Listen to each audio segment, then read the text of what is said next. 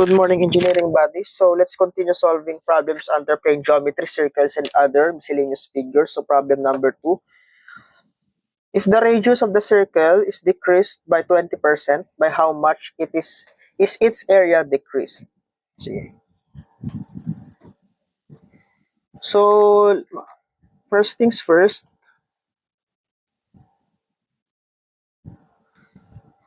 So let R be the original radius.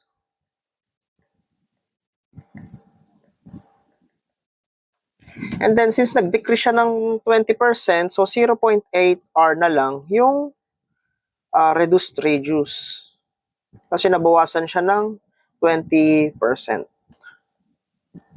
Kasi kaya naging kasi R minus 0.20 R. Parang ganyan na magiging itsura. Kaya 0.80 R. So, yun yun. Okay?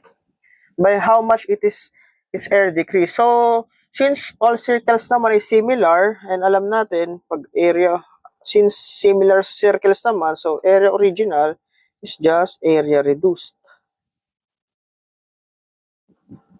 Is just equal to R ng original, radius original, over R reduced squared. Okay? So, alam natin yung area original, since ang hinahanap naman pala dito is how much it is area decreased, no? Sige. Okay. So, yung area original is just pi r squared over pi 0.8 r squared. So,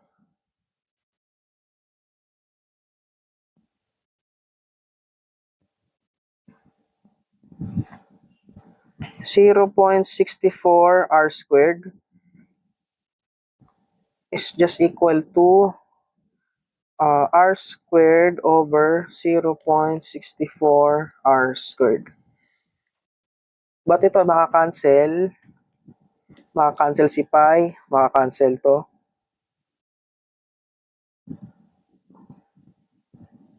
Ito ba makakancel?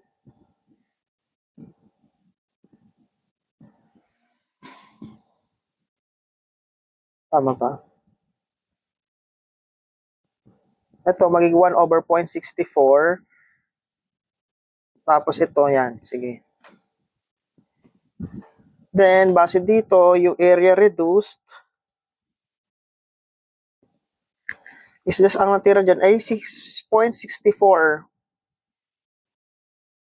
0.64 nung area original. Or parang pagkakasabi mo dali, parang 64% nung original area. Ang tinatanong dito, how much it is decreased. So, nag-decrease yung area by 36%. Kasi natira na lang is yung 64% ng original area eh.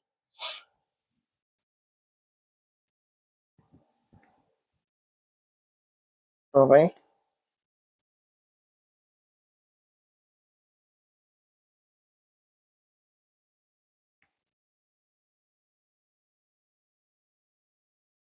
So, nag-reduce siya ng 36%.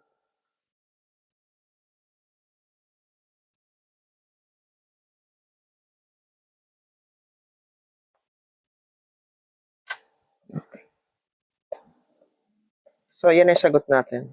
Area is reduced by 36% dahil 64% na lang yun ng original area na natira. So, nabawasan ng 36%.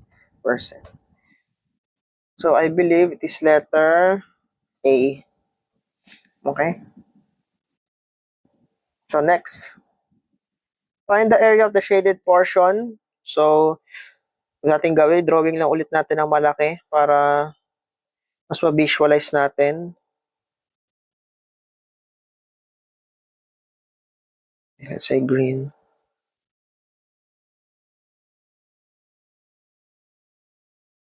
I-fill na lang natin. Tapos meron dito pa. Isa.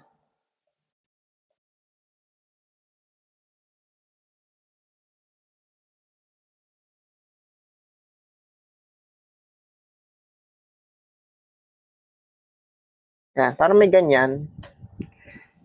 Tapos, guhitan lang natin.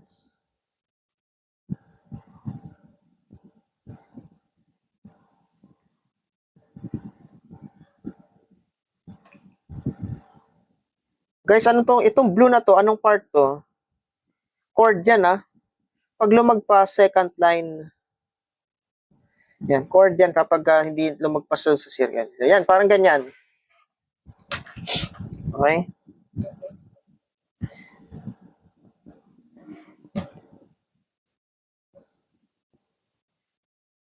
Then, the shaded portion is ito.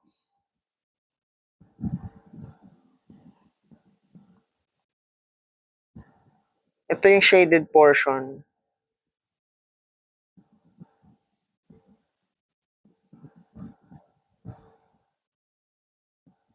Yan, basta ganyan. Hindi ko na siya bubuin, guys, ha. Basta yan yung shaded portion. Yan. So, pangit siguro. Hindi ko na, anuhan. Hindi ko na shadean.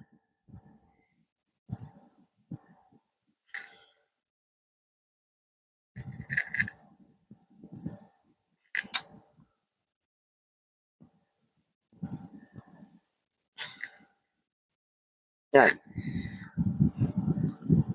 So, yung malaking donut, siya yung shaded portion. Ito. Basta yan yung shaded portion, yung nasa loob.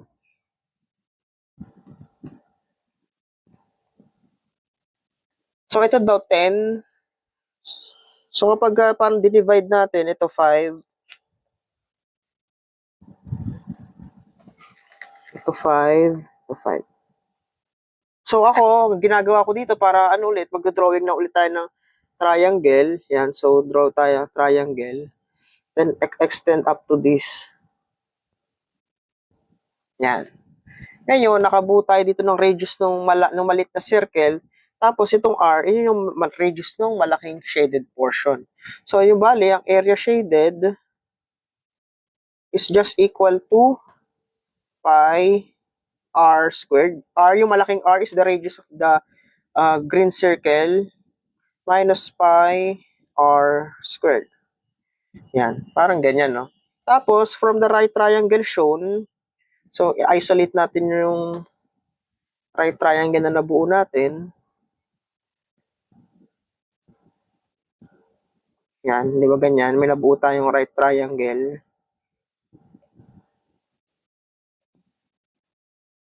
Sige, block na lang. Di ba ito daw ay R? Kasi ito to R, tapos ito 5. So, R squared is just equal to 5 squared plus R squared. So, kuha lang tayo ng ano.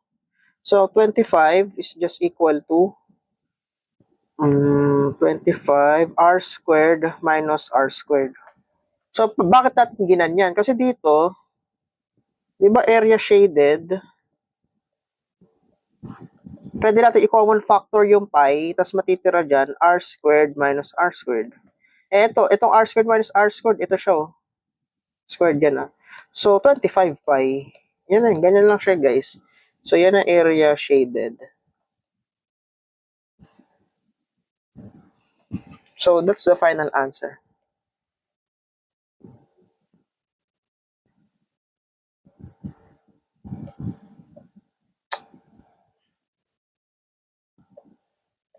Ganyan lang siya. Okay? So, that's how you solve this kind of problem.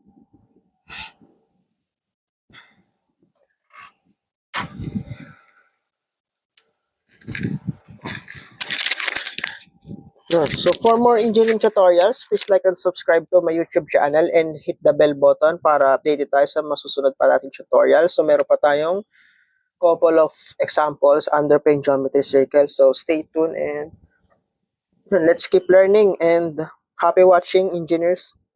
So, yeah. Padayan, engineers.